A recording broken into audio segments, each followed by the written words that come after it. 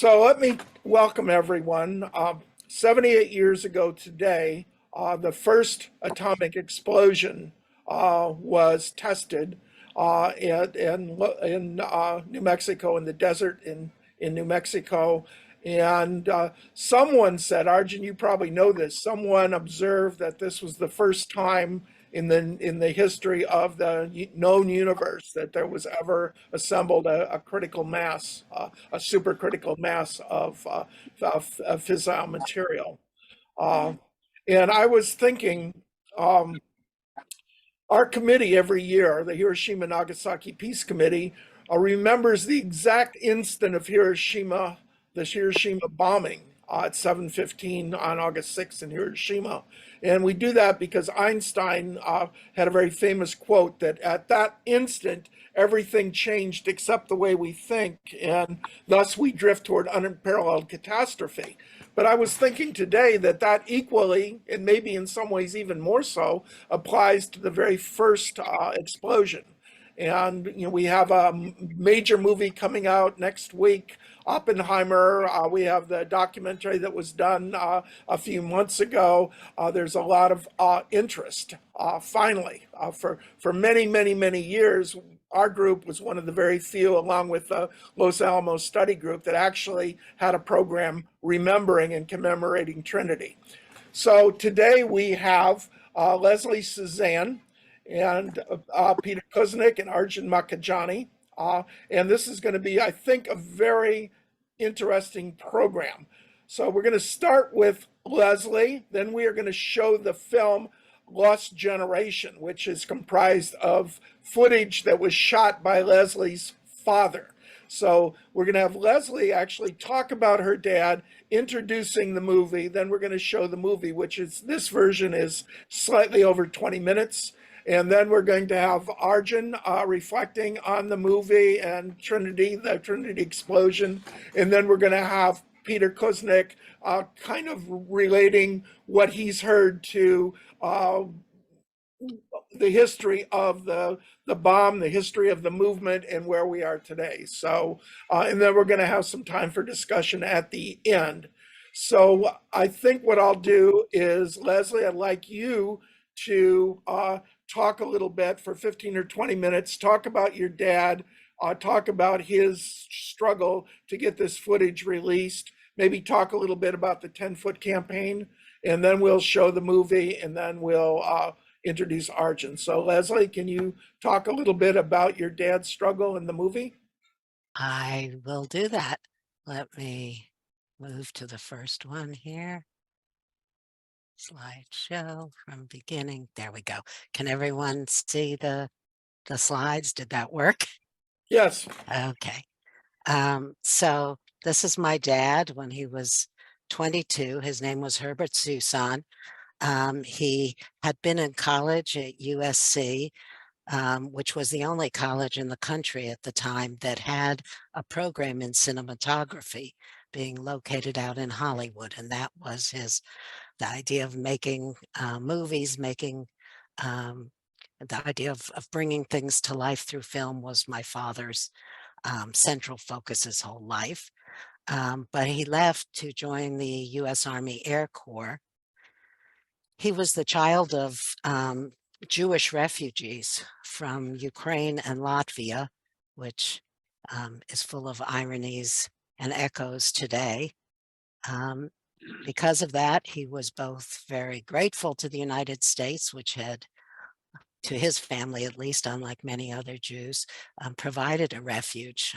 They came earlier fleeing the draft, impressing Jewish men into the Russian Empire. And he also was horrified about what was leaking out about what was happening to the Jews in Germany. So he was not what you could call a model soldier, but he focused on running the PXs, providing entertainment, publishing newspapers on the base. But by the end of the war, he was with a bombing unit and had been stationed on Iwo Jima, which is an island off the coast of Okinawa. And they were under attack by kamikazes. And it was there that he learned that the war had come to an end, that there was this great weapon had finally ended the terrible war, and he actually saw the Japanese surrender delegation, which stopped on um, the air carrier where he was at the time. And he was thrilled. He celebrated with many of the other soldiers that they weren't going to die in the war, and it was going to be over, and they could return to their lives. Um, but he was sent to join the occupation in the mainland of Japan, and he was excited about that too. He was had some trepidation about meeting this terrible enemy, but he thought it was, an adventure. It was exotic. He was going to see this strange country that he had heard about. And when he got there, um, he was joined to a crew that had orders directly from the president's office as part of the strategic bombing survey. And the strategic bombing survey was basically an effort to justify the new use of strategic bombing in World War II, which is bombing that targeted basically civilian and economic activity rather than direct military targets. Things like the Dresden bombing and the firebombing of Tokyo. Included in that was the atomic bomb attacks on Hiroshima and Nagasaki.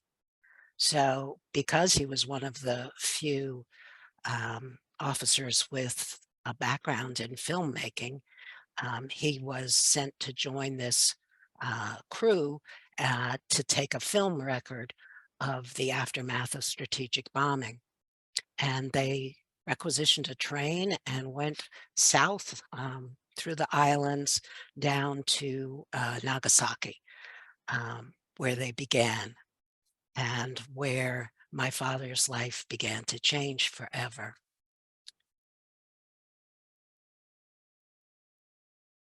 This is the Nagasaki station in 1946. As you can see, there had been some cleanup done, but there was no longer a station there, just a platform.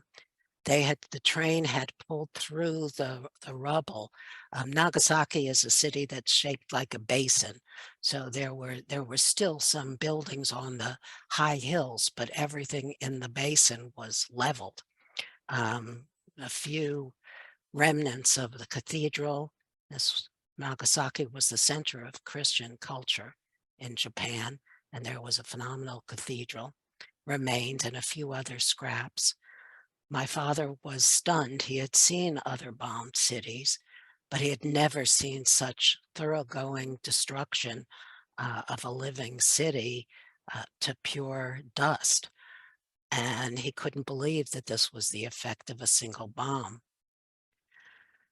He went with the crew went um, to plan how they were going to do the filming. Most of the crew, and this is the whole crew sitting in the Jeep. My father is second from the right, sitting in the front row. Um, Most of them were there with a kind of military and intelligence background, and their interest was in filming in concentric circles from ground zero to show effects at different distances and make a record for military purposes. But my father was stunned by what he found visiting the hospitals. The hospitals in other bombed cities were emptying out. By this time, it was January of 1946, so it was months since the bombing stopped, and people essentially had either died or they had recovered enough from their wounds to leave the hospital. But what he found in the hospitals, or what remained of hospitals and was being used as hospitals in Nagasaki, was that they were jammed and people were coming in still. People who were there were getting sicker instead of better, and people who were wounded were not healing. And he didn't know anything about radiation or atomic bombs, and he thought no one else could know what a strange thing was happening here, and that it was critical to make a record so that people would understand that this weapon was not like normal bombing, if you can use the word normal for that. And one of the other members of the crew, Harry Mamura, who's the one behind the camera there standing next to my father, he was a Japanese American filmmaker too. And he and my father decided that they were going to focus on filming the human effects of the atomic bomb. And so that's what they did. They did that in Nagasaki. And then after some time there, they undertook the same kind of mission in Hiroshima. This is my father in the ruins in Hiroshima. One of the things that he did that I give him some credit for is that when he saw all of these impacts, he sought permission to stay in the atomic bomb cities much longer than the original plan. There were supposed to be just a few days in each city and covering all of strategic bombing, and he was able to stay for more than 2 months. And that's part of the reason there's as much footage as there is. There's about 88,000 feet of film. I should say that the footage that you're going to see was not all shot by my father as filmmaker. There were several people on the crew who were filming, but all the color film was shot by his crew. He thought that he would return to America and that he would be able to show these films of what had happened to the people in Japan to the world, and it would see the weight of what this new terrible bomb was. He had come to see it in his heart. He has come to see it very differently by the end of his time in the atomic bomb cities than when he arrived. He no longer saw a fearful, terrifying enemy. He saw that he was dealing with women, children, the elderly, human beings like himself who were suffering. And he didn't believe that this could possibly have been the intention of the use of these weapons. Sadly, I think he was mistaken there, but he wanted to bring that story back and share it with people. But when he returned to Tokyo, the footage, which was in footlockers, was seized, and he was ordered back to Washington by the fastest possible means. And from the time that he arrived back in Washington, he was never able to see the footage that his crew had shot. Um, the government, the US government, classified it, and this is the order which I credit Greg Mitchell, who some of you will have known of. He's also made a documentary with some of the footage and wrote the foreword to my book. He was able to dig this out through FOIA requests, but this is the actual order classifying all of the footage, first as secret so that bits of it could still be used to make training films for military for future use. And then once that was done, as top secret. And it remained, contrary to law, classified as top secret for decades. And not only this footage, but the US government seized black and white footage that Japanese filmmakers had made earlier, and took all of that back to the United States and classified it as well so that no one could access it. The government also, during the occupation of Japan, imposed a strict press code that prohibited Japanese people, or anybody really in Japan, from publishing anything about the atomic bomb. Even poetry was suppressed. So I don't think, that this was a single episode, but it was part of a consistent effort to keep people from being fully aware of the horrors that nuclear war had brought to humanity. Um, when my father was ill, which was in I guess it was 1982, um, he went to a special session, no, it was 1978 that he first went to a special session on disarmament at the United Nations. And he saw an exhibit there on Hiroshima and Nagasaki. And in that exhibit, they were showing photographs of some of the survivors in the hospital. And those still photographs, he recognized individuals that he had filmed. And he spoke to the exhibitor at the UN, whose name was Sumitomo Iwakura-san, and told him about, that he filmed this person. If people could mute, that would really help. Um, so he spoke to the and told him about the films and about how they had been classified and suppressed for all these years. And Mr. Iwakura went back to Japan and began a grassroots movement there called the 10-Foot Campaign, which succeeded in getting the government to acknowledge that the films were declassified by operation of law and allowing access to them. They're now in the National Archives. And he worked with Dr. Nagai from the Hiroshima YMCA, who's the gentleman standing to the left of my father in this photograph, to locate and identify survivors that were still alive who appeared in the footage and try to persuade them to speak out. And for many of them, that was something they couldn't face doing for many reasons.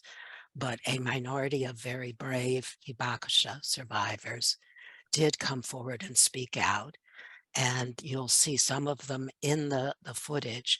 It's Mr. Iwakura's group that used the footage from my father's film crew, along with interviews that they conducted with those survivors, in order to produce some documentary shorts, one of which is The Lost Generation. There are several versions of it, but you'll see it shortly. Um, the 10-Foot Campaign and Mr. Iwakura also arranged for my father's return to Japan in 1984 and his reunion with the survivors that you can see here in Hiroshima. By that time, he was severely ill. He had developed a rare form of non-Hodgkin's lymphoma, which he believed, it's never possible or easy to prove the cause of an individual cancer, but he believed that it was the long-term effect of the months he spent in the atom bomb cities. And he had begun to speak out about his experiences after. Really, he spent many years trying to get access to the film, speaking to Edward R. Murrow, to Harry Truman, to Robert F. Kennedy, to anyone he encountered who had a clearance. But he was very reluctant to speak to his family about what he had actually seen and experienced until near the very end. His last wish was that his ashes be scattered at Ground Zero in Hiroshima. That proved to be contrary to Japanese law. Um, but my daughter and I, um, these are two separate visits we made.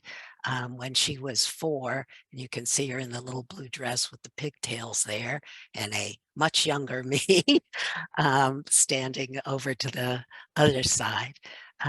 We went there and held a memorial service at the atomic bomb mound where the victims' ashes are, for my father.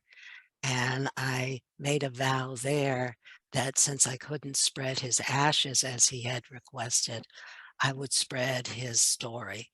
And so that was something I tried to do.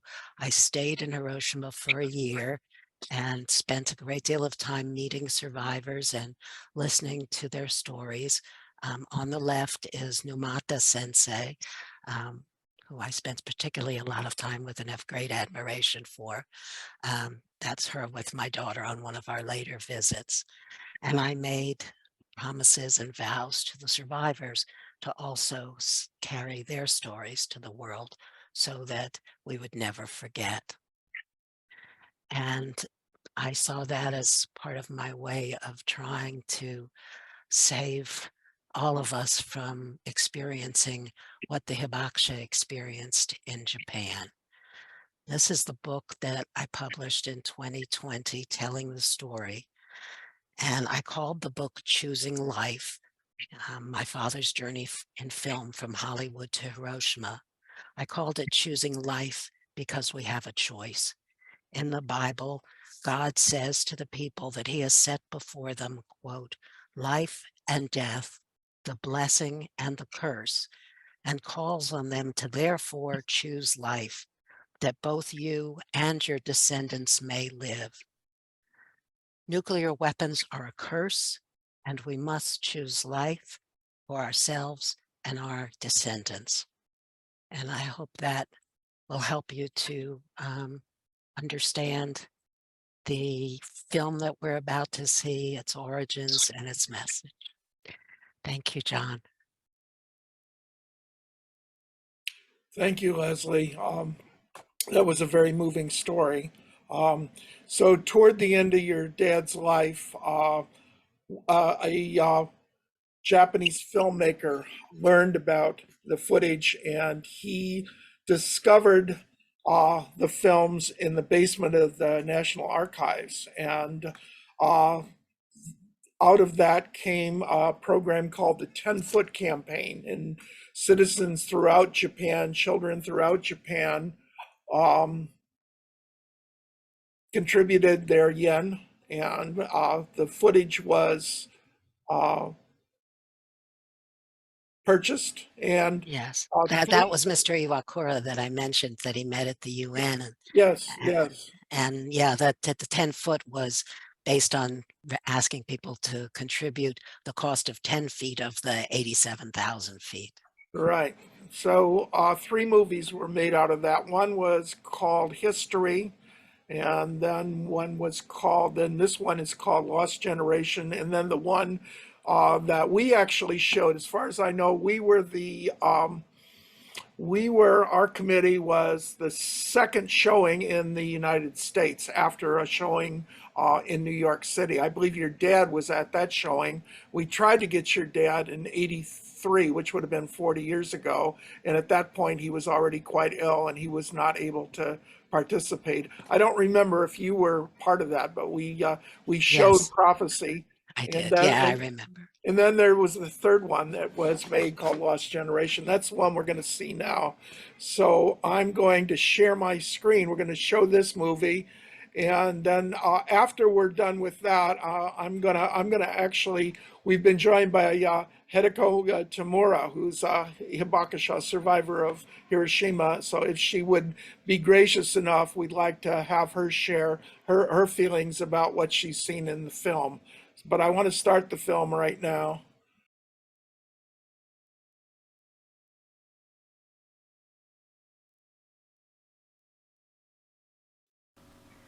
We are going to show you a film which at times is not pleasant to see, but we ask you not to turn away, for we believe that what happened at Hiroshima and Nagasaki must never be forgotten.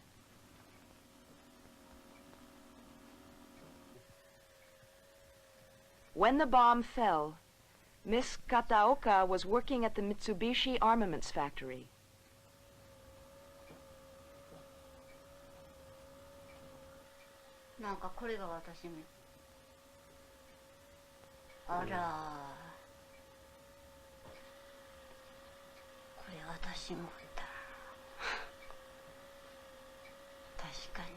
"35 years later, Miss Kataoka saw herself in a film that the Committee of Japanese Citizens obtained from the U.S. National Archives. 24になったばっかりでした。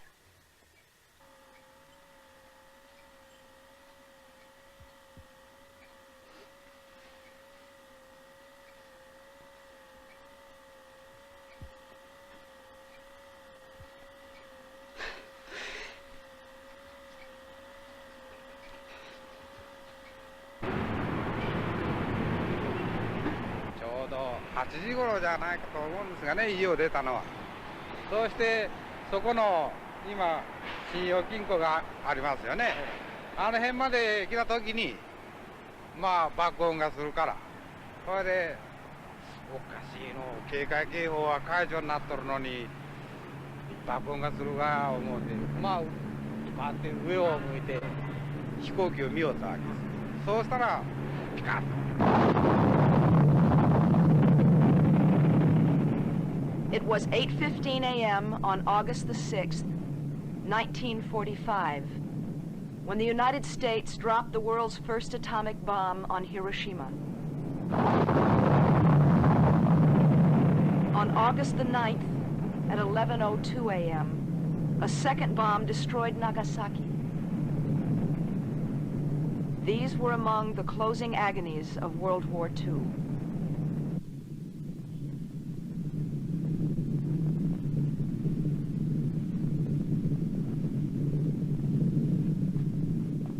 高野橋でやられてここまで帰る途中に顔の方、首の方チリチリチリチリするので逃げていく人に聞いたわけですよ。そしたら顔がこっぽり焼けとると言われたんで、それで家へ帰ってすぐ同様になっとるもんか思うて鏡のぞいてみましたよ。そうすると皮はズルズルにむけとるし、こうやって大きに腫れとるしね、顔は。見る影なかったよね。顔をですね、鞭で3回ぐらいピタピタっともう火が出るようなですね、鞭で叩かれたような顔がしたんです。そしてどのくらい、意識を失ってね、転んでいたものか。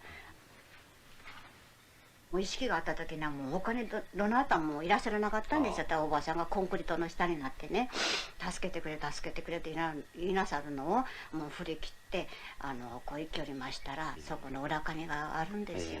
そこに来ましたらもう生き地獄なんです。どういうふうにしてその田んぼを走ってきましたかね。その川に来たらもう血だらけになったり死んでいたり水を飲んでいたりする人たちのところをですね、死んだ人の上をもうまたがらんともいけなかったんで、その状態でした。Children were chasing dragonflies, or eating breakfast, or reading books. It was the summer vacation, yet many teenagers were in the city center, working. Suddenly, a gigantic ball of fire engulfed the city. On this stone staircase near the hypocenter, only a shadow remained of the person sitting there.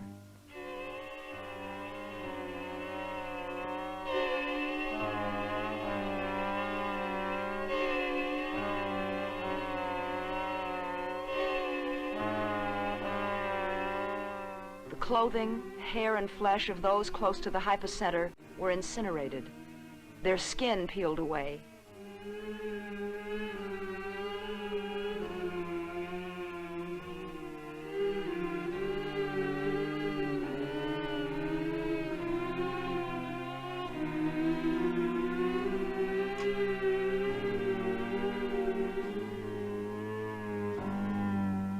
Out of this inferno came people unrecognizable as human beings, screaming and crying for help. It was a vision of hell.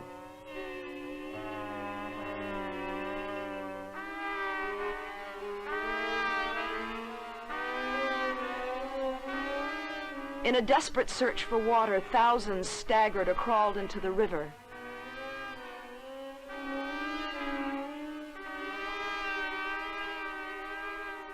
WILPF の家の玄関に差し掛かった時に後ろから光線を受けた。ですから首から腰までと両肘と両足を焼いたわけです。私はですね、裏庭で洗濯物を干しておりまして、やっぱり後ろから光線を受けたわけです。もう私家の下敷きになりましてね、なかなか出られなくて、助けて助けてって言いましたら、主人がですね、私の声を聞いて私の背中の上に倒れた柱などがあったのをですね、のけてくれましてね、引っ張り出してくれたわけです。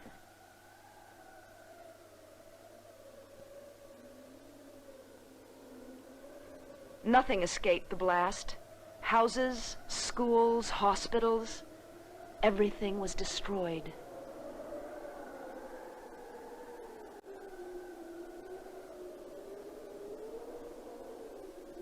A school teacher in Nagasaki recalls that the ground was just covered with bodies.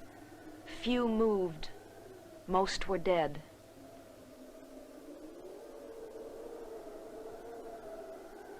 The blast turned Hiroshima and Nagasaki into dead or dying cities.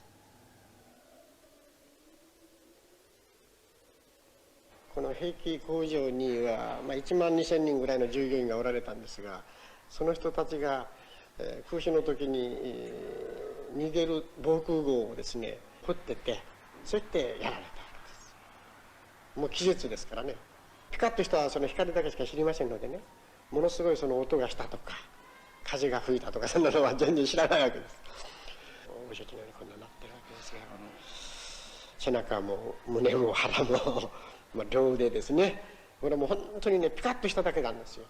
で場所は1.4 キロの地点だということになっていますが、そんなに離れとってもね意識を失ってしばらくしてから目が覚めたらもう上半身は焼けただれだったと。私は40日間ぐらいは意識が朦朧としてましてね、それで熱がだいたい40度前後の熱がずっと続いてたっていうわけです。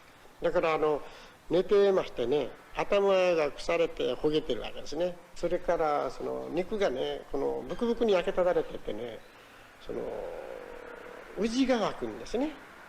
でそのウジは毎日こう取ってくれるんだけれども毎日湧くと。By the end of 1945, at least 140,000 deaths had been reported in Hiroshima and 70,000 in Nagasaki. The figures are still incomplete.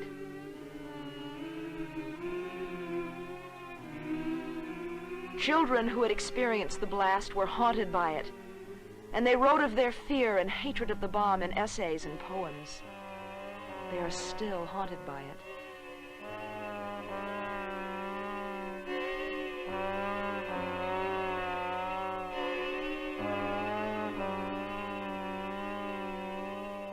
I 爆風かなんか飛ばされたんじゃないか思うんです。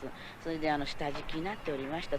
身動きもできないぐらいね、ものがたくさん私の上に落ちておりました。後でもう夕方頃になってね、足首が本当にもう切れて、もうこの足も落とさなくちゃいけないんじゃないだろうかないう声がしてるのを耳にしました。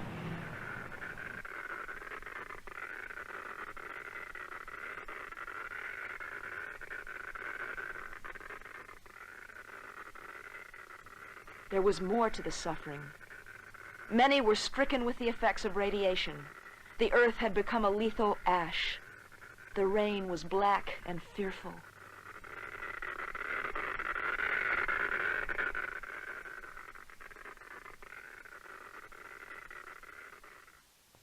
In a few weeks, many who had no visible injuries began to suffer with fevers and purple lesions. They died of an unknown disease, radiation sickness.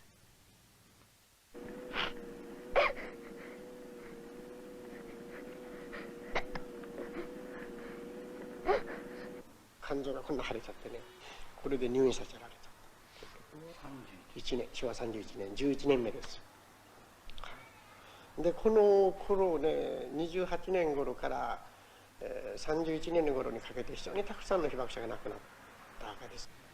3年ぐらいは働けなかったんですよ。もう心臓がもう歩くとですね、もう詰まってしまってですね、それで私はこの貧血の方があるもんですから指圧をしてもらって週に2回ですね、それでなんとか体が戻っていっているんです。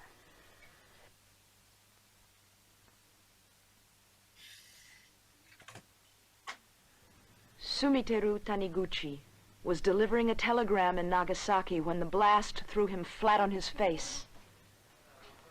それは長く続かないもんだからね。His shoulders, back, buttocks, and arms were deeply burned.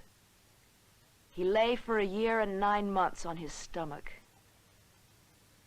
Bed sores decayed his flesh, and the pain grew worse and worse. He remembers crying out again and again, "Please kill me." この辺りですか？この辺りですね。この辺りのところですね。歌の上の方は前言っとられたでしょ。白い。 But Mr. Taniguchi survived. He became the father of 2 children and still works at the telegraph office.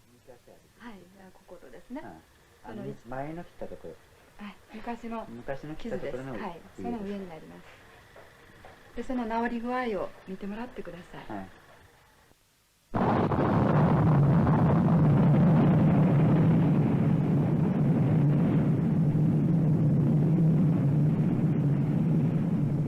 Despite the suffering at Hiroshima and Nagasaki, the United States, the Soviet Union, and other countries are producing more and more nuclear weapons.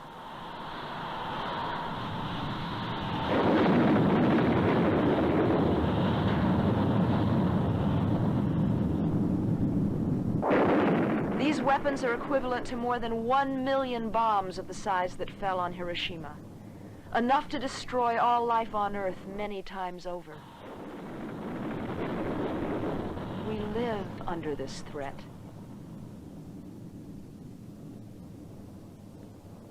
今でもわしの戦後がないいうことですよね。それだけですよ。それは今は幸せに暮らしていますよ。それだが戦争いうものはまあ二度とやるもんじゃないし、子供たちがかわいそうだよね。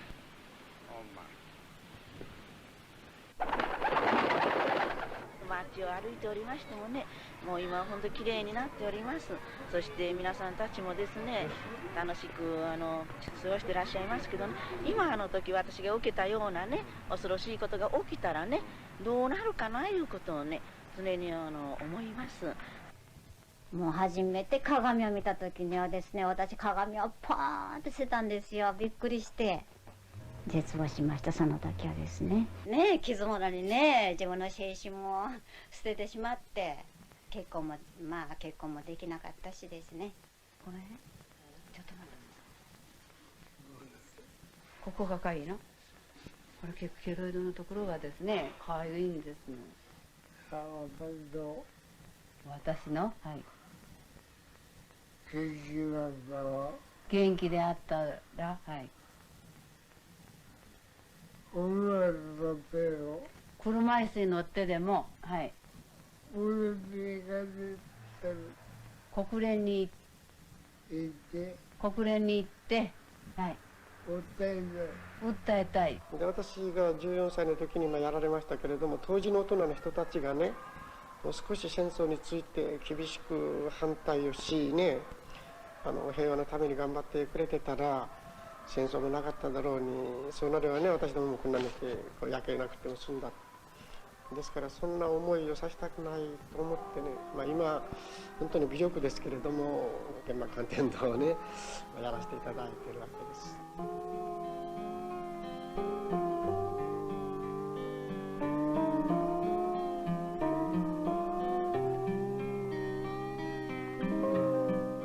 Today, there are still more than 370,000 people in Japan, known as hibakusha, who suffer from the effects of the atomic bomb. Their lifespan is unknown, and they bear terrible scars.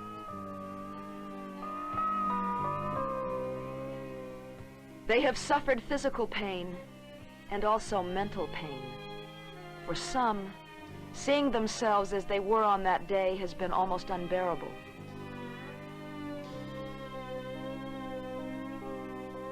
The suffering has gone on and on. Out of respect for these people, we must ensure that it never happens again.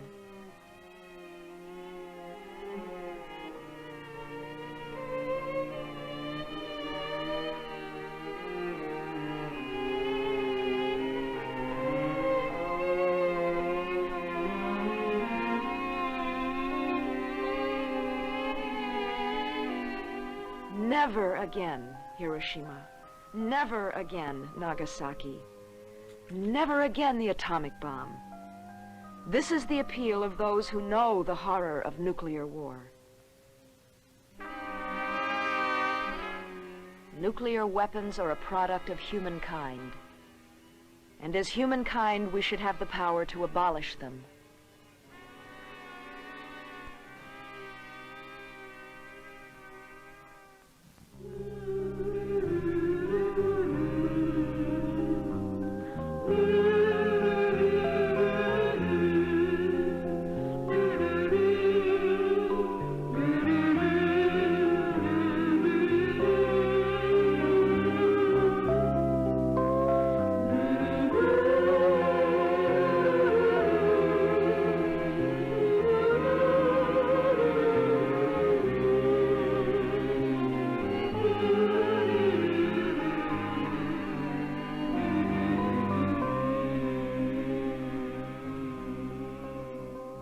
This film of Hiroshima and Nagasaki in 1945 is an historical record, but it could be repeated tomorrow.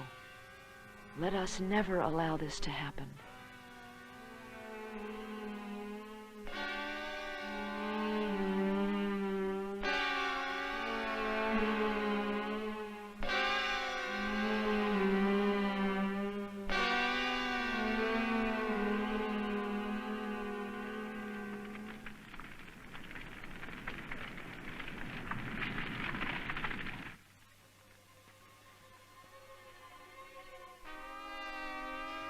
This is a poem by Sankichi Toge. Give me back my parents, my grandfather, my grandmother, my sons and my daughters. Give me back myself and the humanity linked to me. We are human beings, and we have a right to life, a right to peace, forever.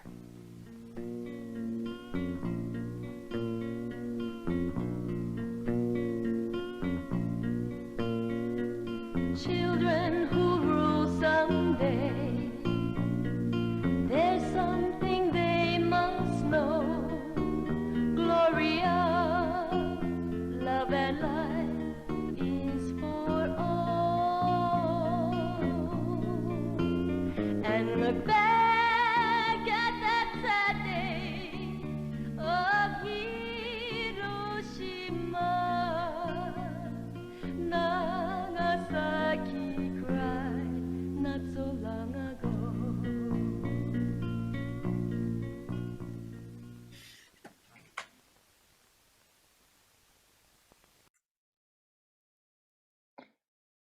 So I'd like to welcome everyone back here. It's very difficult to watch this film. Over the years, I've had people who work for peace, and when I ask them, join us in remembering Hiroshima and Nagasaki, the response is, it's just too unpleasant. It's just too painful. It happened a long time ago, and I just can't do it. But I think that we have to do it.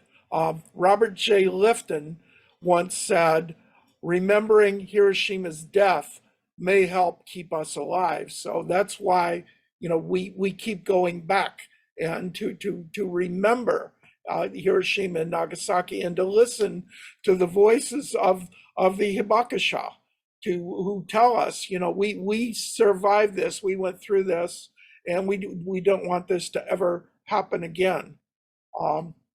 So before we hear from Arjun, I'd like to offer an opportunity to Ms. Tamura, Hideko Tamura, who experienced the bombing. Ms. Tamura, if you'd like to say a few words about the film and about your experience and your feelings on this, I'd welcome you to speak to the group. Thank you very much. My background that you are seeing is taken from a declassified American reconnaissance photograph and of the whole city. And I traced where, according to the address of my house, where I was. And behind me is where our estate stood burned down. I must say first, it was an easy picture for me to see. However, no picture, no film conveys the horror and the actual experience of the explosion of this bomb. It's intolerable. It cannot be described in words. And due to the facts that for reasons of the security in the American advantage in the military way of development, there was so much pressure for us not to be able to express anything, report, whatever it was just confiscated out of our hands. And of course, that's the reason you didn't see this picture so fast. Now, no matter what you did, 78 years since, and I can now has a handle on basically to try to politically stop this thing, which will probably take a couple hundred years to accomplish, to extinguish the presence of the nuclear weapon. So folks, we don't have too much choice. Even what you saw and felt was awful and had to look away, that's nothing compared to the real thing. It was about most horrific, horrible thing to go through. And it, you know, maybe the reason I was kept alive to be telling you and sharing you was that so I could do that. Believe me, humanity can't live with this. We have got to do everything to rely on our higher nature and to be truly human and care about the human race and its evolutionary possibilities. We'll just kill each other and damn to death in the most horrible way if we can't do that. Thank you. Thank you, Ms. Tamura, for those words. We can never forget. We must never forget. The world owes a debt of gratitude to you and the other Hibakusha, to Nihon Hidankyo, to all of the Hibakusha for your message of warning to the world. As long as you are there, we are here to hear your message, and we are so grateful and honored that you came on this program. So thank you very much. And I must say right away, it's your higher nature who helps you to be able to say that. So those of you who are interested and emotionally moved, it's your higher nature. Treasure it. Thank you. Thank you. So Arjun, I want you to talk next. Arjun Makajani actually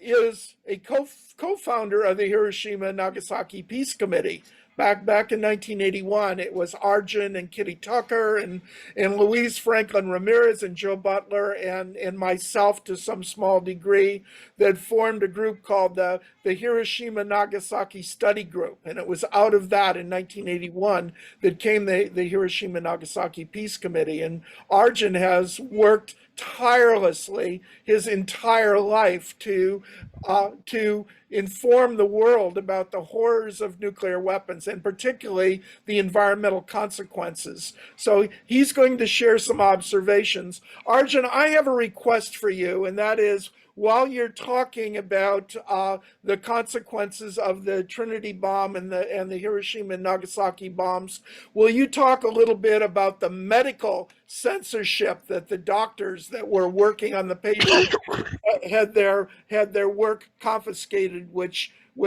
pushed back the treatment of radiation sickness for many years. But Arjun, go ahead and please edify us. I haven't researched the medical history in terms of the censorship. I know about it, of course, but I haven't researched it, and I'll leave that to Peter. Thank you so much for this film. It's really terribly moving. I know that the message that we must get children out of the way of war is one of the central messages that anyone should take away from this film.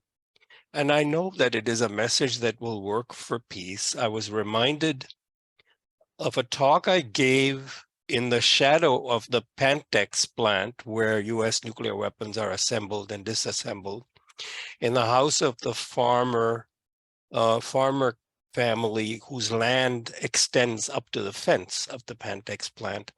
And I had requested them to talk about nuclear weapons and getting rid of them in their house with their farmer neighbors. And this is known as, quote unquote, conservative country. It's the panhandle of Texas. It was after 9/11. But I decided just to tell the history as I knew it. And this is a place where people have guns in their pickup trucks. And when you are there in that place, you understand that.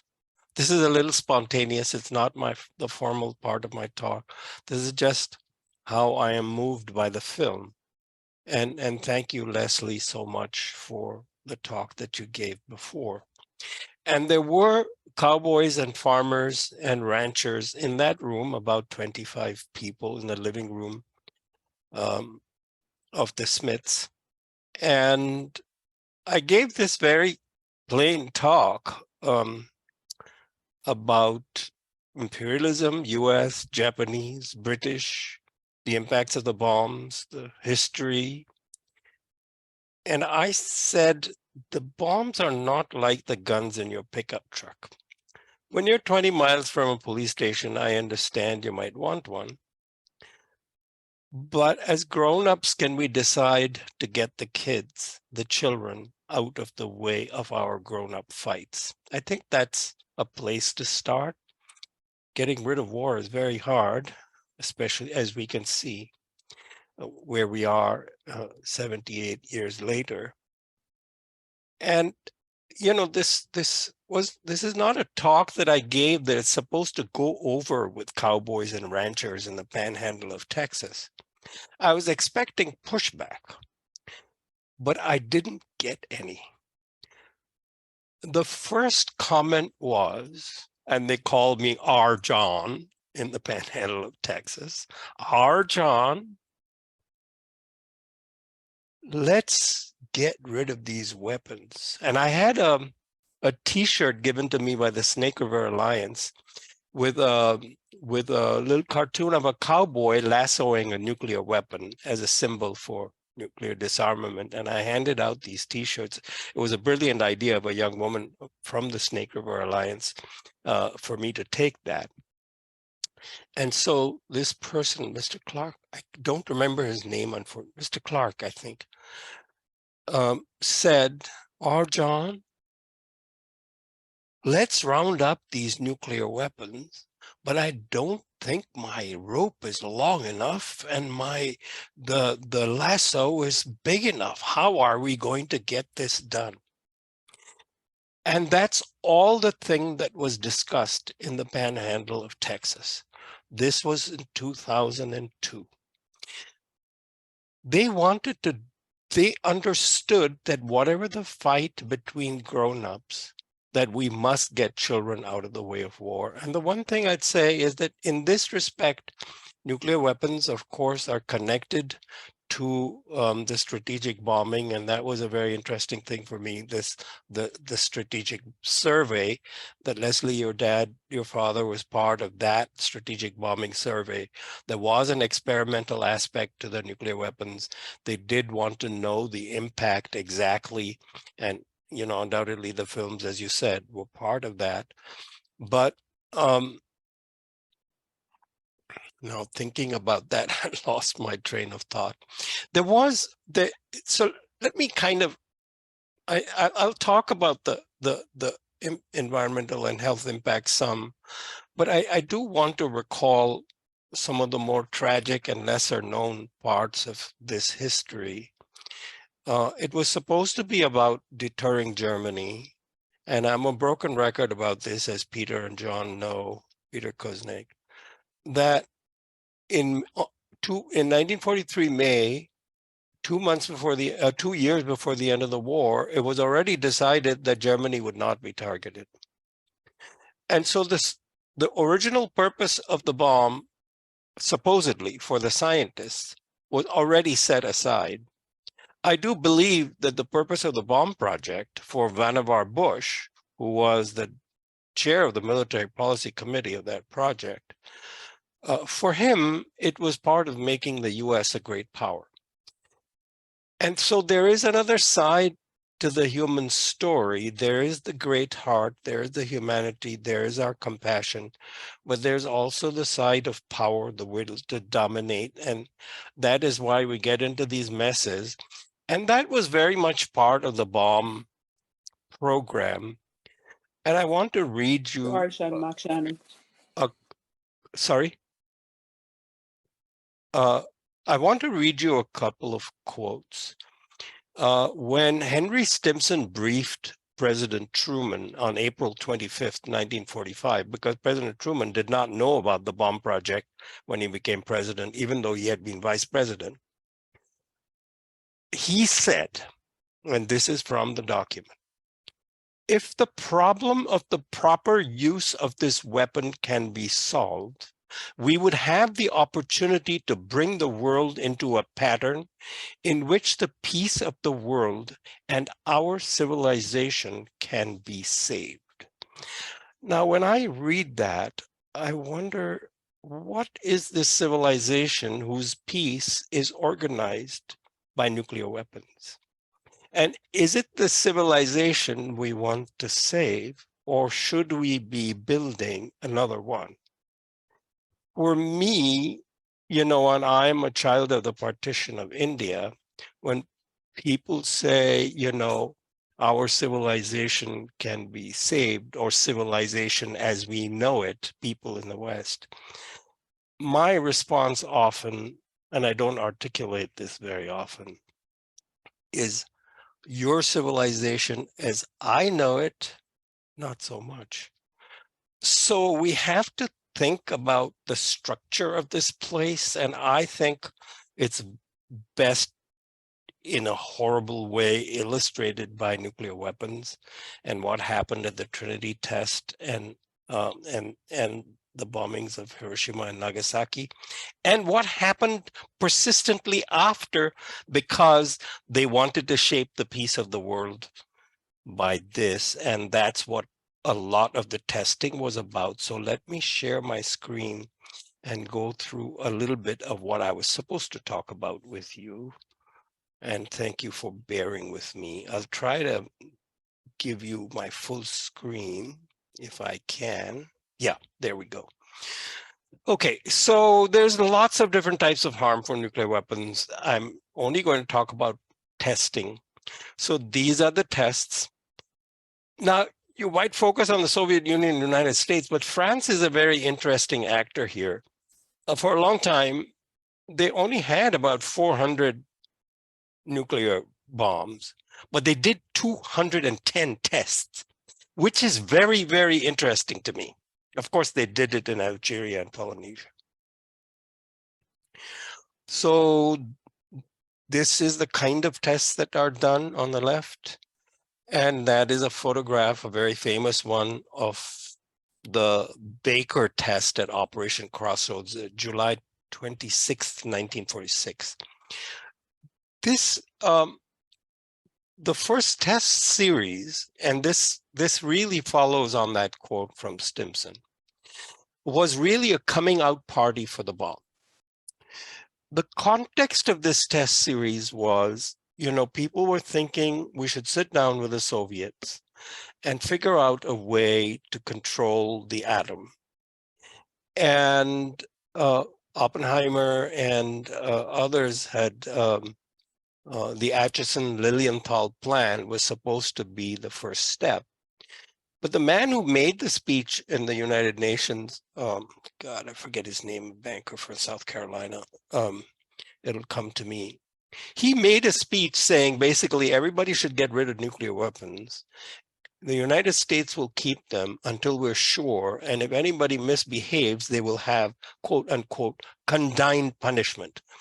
And I think the Operation Crossroads was a demonstration to the world of what that condign punishment would look like, because everybody was invited. The generals were there, the admirals were there, the whole Pacific Fleet was there, the news media were invited, there were film crews, there were obviously picture crews, you know, and there were animals on the target ships, many of which were captured Japanese ships. So this was a message of how the United States was going to shape the peace of the world. I do want to remember my dear friend Dan Ellsberg, who passed away so recently, and he, and secondarily me, but especially him, documented how nuclear threats had been used. And this was, I think, in a way, the very first nuclear threat is this is the condign punishment you would get if you try to get a bomb. But we will keep them until we're sure you don't have any. How that was to be done was not made clear in the speech. So this is these are some of the numbers. I'm a numbers person. And so there's an amount of radioactivity that still remains from all the testing. There's more than 4 tons of plutonium. Every time we eat, we're eating some of the bomb. You know, the carbon-14 from the bomb is in the atmosphere. It's in all the plants. There's a little bit of natural carbon-14 also. But we eat the residues of the bomb every time we eat. There's strontium-90 in fish. There's cesium-137 still in the environment. As you can see, those are decay corrected numbers. I don't remember the date of the decay correction, probably about 10 years, as of 10 years. And these are the cancer numbers worldwide from accumulated doses through the end of the last century. Now, my alma mater is I did my doctorate at the University of California. And so I get there, I used to get the California Engineer, I think I still get it. And there was a reprinted an editorial from 1960 in the 1990s. And I was horrified to read it because it was reprinted without comment. And it was an editorial that argued why the United States should have nuclear weapons and test nuclear weapons, because the United States needed these nuclear weapons, and it estimated that there would be 6,000 babies with major birth defects worldwide from US testing, but considered this an acceptable price to pay.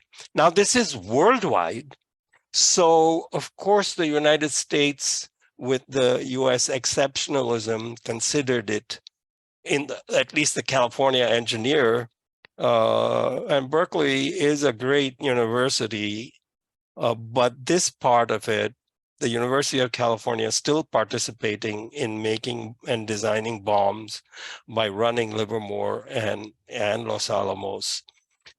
This part of it is not a happy one. And they, without blinking an eye, thought it was perfectly fine to inflict damage on the babies of the world, including in the target countries of US nuclear weapons. But the irony of it, still, I do not believe to this date has struck them, to my knowledge. This is the fallout map from the Trinity test that was made by Stafford Warren, who was the chief of radiological safety. He was a medical doctor and a colonel. And there were hot spots. This is, as you can see, location of the hot canyon, 16th July, 1945. And it gives the radiation numbers. I won't detain you with the, but it was a radiological disaster. And the radiological disaster was recognized at the time. This was the cancer impact of testing. I'll skip over it. Many of you have seen these maps. Since we're talking about children, this is the most recent estimate of the vulnerability of people to cancer from radiation dose at various ages. As you can see, babies are the most vulnerable. This is really just, you know, that we can know this and still carry on is a commentary on the need for reflection on the ethical structure of the civilization in which we live. And how we change it is not, I don't have a formula for you the way I would if I were working on physics, but it is a problem. Okay, these are the test locations. I had some other, okay. So sorry, my slides are not as organized as they should be. And I will stop soon. So this is part of how nuclear weapons have been incorporated into nuclear weapons strategy, nuclear threats, and the impact of radiation. So we saw the impact of radiation. And that second test, I showed you the picture, the test Baker in 1946. It was a radiological disaster like Trinity. And Stafford Warren did say you should not conduct tests. These are not exactly his words. The quotes are in a lot of stuff that I have written, and I can send you, I'll send John the links. Basically, he said that we should not have a test within 150 miles, I think it was, of human habitation because of how much of a radiological disaster his team has measured, with fallout going on for days and stretching for over a very vast area. But the military leaders, when they evaluated the underwater test and the radiological disaster spread from all that water that came raining down, the radioactive water, we can form no adequate mental picture of the multiple disaster which would befall a modern city. This is over and above what happened in Hiroshima and Nagasaki. So this is using the terror of radioactivity as part of the terror of the bomb, as part of the strategy of waging war. That's how the Baker test was incorporated. This is from a Joint Chiefs of Staff document. And I'll send the slides around so you can read it for yourself. Okay. I'll stop sharing my screen and make a couple of closing comments. I think I have used up my 20 minutes. Where we are is we have I think, so we have talked a lot about, you know, how we could have nuclear winter, how we can destroy the world many times over, and how, you know, so many tens of hundreds of millions will die. And I think all of that is very important. But I think the most enduring, impactful results have been when we have talked about the immediate human impacts. The most enduring nuclear treaty, it turns out, is the Partial Test Ban Treaty. It still holds, 1963, when all testing except underground testing was. And it really was an environmental and health treaty. It was Barry Commoner and collecting the strontium baby teeth and the strontium-90 in baby teeth and publicizing it and educating. So it was people protecting their children and worrying about their children. And I don't think that's the whole answer, obviously. We have to understand the horror of nuclear weapons because that's why we want to get rid of them. But I think the immediacy of the damage they do, just like the physicians have told us, you know, there won't be a hospital, there won't be doctors and nurses to take care of you, and so on. That immediacy needs to be joined in the effort to get rid of nuclear weapons. And the last thing I will say is, if you remember Stimson's quote, nuclear weapons were only part of the violent organizing principle for the post-war world. Nuclear weapons are the most horrible and awful tip of the giant military machine. Of course, the United States is not the only one to have one. The Russian one is on display every day as well. And I think it's very important to remember that, in my opinion, one of the reasons we have a hard time in getting rid of nuclear weapons, even though they don't, in my mind, I'm not a military man, but in my mind, they don't have operational military utility, as we, you know, see in the current war. They have utility as a threatening machine. One reason we have a hard time in getting rid of them and devising a strategy is we're not connecting that for the most part to the violence of the larger military machines and the violence of the economic political system in which we live. And it's the violence of that economic political system in which millions of children die of ordinary diseases. And I see Gwen is a part of us, thank you. And she's a physician, and so physicians have taught us about all of these things. And it's that, I think, that we need to think about and figure out what to do. I don't have a ready answer for you, but at least I want to raise the question, which for me already orients us in the right direction. Thank you, John, for organizing this. I'm very moved by what I have seen today, and I thank Leslie for the effort to bring this film, you know, to all of us. So thank you, Arjun. I cannot tell you how much I appreciate all the work, all the support from you over the years. You know, we really are spoiled. I mean, we have you and we have Peter Kuznick.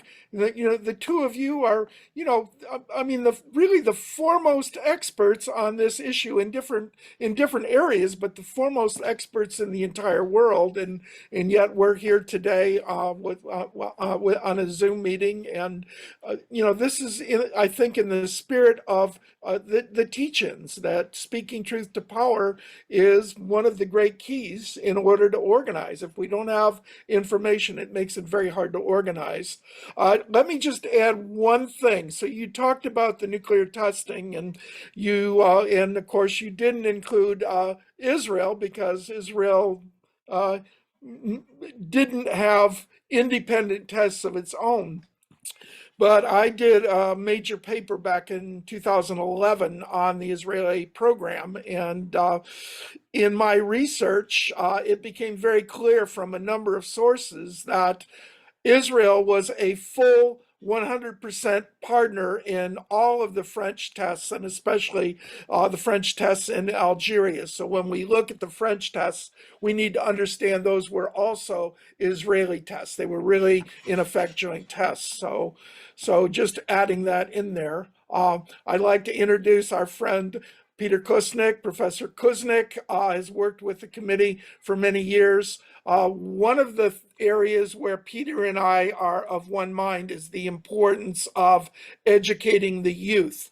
And so Peter every year takes a group of students to Hiroshima and Nagasaki to meet with the Hibakusha, to meet with the Japanese peace activists, global peace activists. And our committee from 2000, the year 2000 to the year, I believe, 2013, every year sent a youth delegate along with our adult delegates to Hiroshima and Nagasaki. So it's really important. And I just like to welcome Peter to the discussion and to add to our understanding of Trinity and the bomb.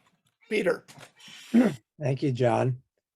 I think everybody here knows that if anybody could be considered the conscience of the Washington metropolitan area when it comes to nuclear weapons in Hiroshima and Nagasaki, that's been John Steinbach.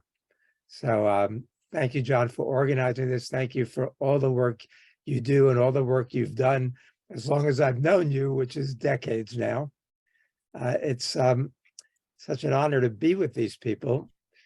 Leslie's talk about her father was extraordinary, and she chose the title "Choosing Life," and that reminded me of a Harvard biologist by the name of George Wald. Back in March 4th, 1969, during the height of the Vietnam War, scientists at MIT declared a national research stoppage in opposition to the Vietnam War. And George Wald gave a speech that day that the Boston Globe called perhaps the most important speech given in our time. And in that speech, George Wald said that the purpose of government was supposed to be to preserve life, but our government has become preoccupied with death and the preparation for death. He said, we scientists, we opt for life. Now, I wish that were true universally of scientists. I wish they were all like Arjun and committed in that way to life and not death. But we know that there's a lot of them who are planning for what would be annihilation if it ever came to pass. I want to thank Tamura-san for all the work she's done over the years to bring the cause of the hibakusha to people and to not let people forget. And Arjun, it's always a pleasure to listen to Arjun. He and I were both very close friends with Dan Ellsberg, and we miss him terribly. In many ways, Dan was my closest friend. So his loss is not only the loss that all of civilization suffers, but a very, very personal loss. And Arjun mentioned nuclear winter, which was one of the things that Dan never would let us forget about in all of his talks. Dan and I were part of a group in Wellfleet, organized by Robert Lifton, who John mentioned earlier. And after our 3 days of deliberations, we would always then have a champagne toast, and Lifton would quote Oppenheimer, and Oppenheimer's famous quote was, "Confusion to our enemies." Oppenheimer liked to make and drink his martinis, which we would often drink as well. Arjun mentioned, among other things, the Partial Test Ban Treaty. Well, as a professor at American University, the proudest moment that American University has had was recently celebrated again, and that was June 10th, 1963, when Kennedy gave his great commencement address, which I consider the most important presidential speech of the 20th century. And he talked about the need to celebrate a world open to diversity. He talked about the need to end the Cold War, talked about the need to see the world through the eyes of our adversaries. It was his famous peace speech. And it was interesting that it was actually based upon a draft that was given by Norman Cousins. And then Sorensen revised it. But Kennedy said, I don't want the State Department or the CIA to see this or to touch it. And that's why he was able to make such a brilliant peace speech. There are so many things to talk about. John said that I could just back clean up and mop up and mention things that hadn't been mentioned. So I don't have a formally organized speech. But one of the things that I would want to talk about is the fact that the Christopher Nolan movie is coming out in just a few days. But actually, before I mention that, so I don't forget, let me mention something about the hibakusha. Because I think it was 2 weeks ago, or less than 2 weeks ago, U.S. Ambassador to Japan, Rahm Emanuel, and the Hiroshima mayor, Matsui gave talks in which they announced that the park at Pearl Harbor and the A-bomb park in Hiroshima are now going to be, they have a sister park relationship. And he talked about something commensurate between Pearl Harbor and Hiroshima. And the Hibakusha responded, and they were appalled. And they were appalled because how could you compare the bombing of Pearl Harbor, terrible as it was, where 2,300 people died, and an attack on a military base, with the bombing of Hiroshima and Nagasaki, in which hundreds of thousands of people died, and they've bombed cities, almost all civilians. And the Hibakusha were appalled by that. But they and I were also appalled that the G7 meeting was held in Hiroshima, of all places. And what was the G7 meeting this year? It was a war council in which the leaders of the G7 nations talked about the new Cold War, both against Russia and against China, which if are carried out in the fevered minds and imagination of some of these people, are going to lead to World War III, potentially at least, and the renewal of nuclear warfare and the end of life on our planet.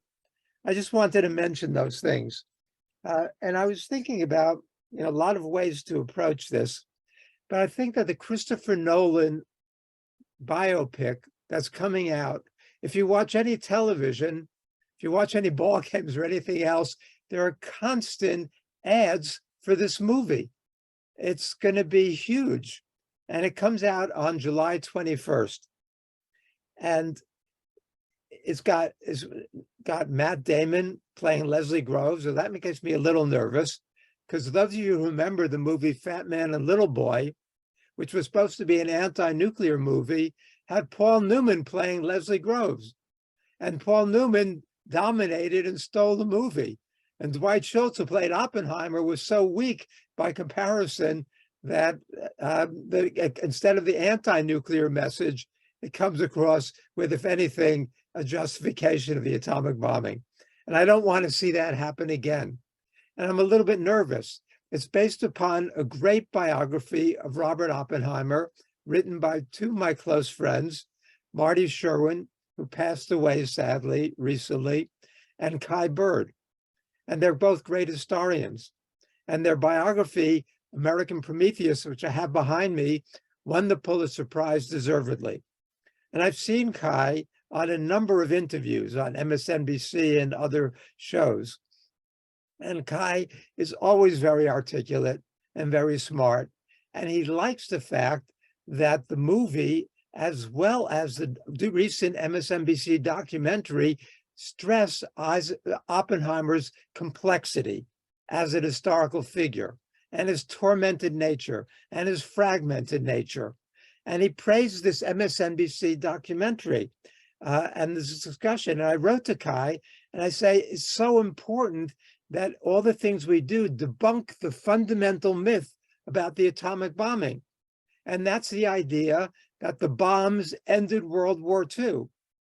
And not only did the bombs end World War II, according to the official narrative, but they actually saved, as Truman says, 500,000 American boys who had been killed in an invasion of Japan, as well as millions of Japanese and others who would have also been killed if we invaded. That's the fundamental myth. And and we see that being voiced over and over again. The kind of statements by Susan Rice, former National Security Advisor, UN representative, who wrote an op-ed in the New York Times in 2019, and she says, following D-Day, my father was sent to the West Coast to prepare for deployment to the Pacific Theater.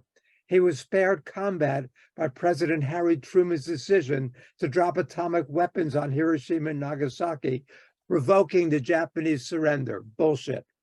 Obama, when he goes to Hiroshima in 2016, I've been urging him to go from the day he got elected.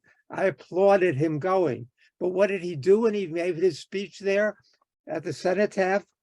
At first he says, 71 years ago on a bright cloudless morning, death fell from the sky and the world was changed. Death didn't fall from the sky. The United States dropped 2 atomic bombs on Hiroshima and Nagasaki. And then he said, World War II reached its brutal end in Hiroshima and Nagasaki. Again, a lie, the fundamental lie. It was said by Chris Wallace in his best-selling book about it that came out in 2020, the 75th anniversary. Well, Kai Bird and Marty Sherwin and Gar Alpovitz and I did a series of global briefings and press conferences around the world in order to inoculate against that mythology. But it's not only, and I don't know what's going to be in this Christopher Nolan film. He's a great filmmaker. He's worried about nuclear war, but I fear it's going to reinforce the myths. And so I watched carefully the MSNBC documentary that came out last week. I don't know how many of you saw that, but it's worth seeing as a warning to what to anticipate. And I made a series of notes, and they talk about Oppenheimer's complexity, which is great. Then they talk about his left-wing views in the 1930s. Oppenheimer was not just a leftist in the 1930s, he was a communist. He might not have carried a Communist Party card, but he was as much of a communist as anybody in the 1930s. And not only, and you look at him, and they want to downplay this all the time and say, well, he didn't know about Stalin's crimes. Oppenheimer knew everything about what was going on there. And Oppenheimer, his wife, Kitty, was a member of the Communist Party. Her former husband was killed in Spain. His brother and his brother's wife were members of the Communist Party. All of his students were members of the Communist Party. Oppenheimer gave 1/10 of his salary to the Communist Party to support the revolutionary cause in Spain, the Republic.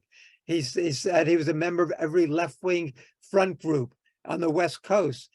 So maybe he didn't carry a card, but he was in every sense a member of the Communist Party, and they downplay that.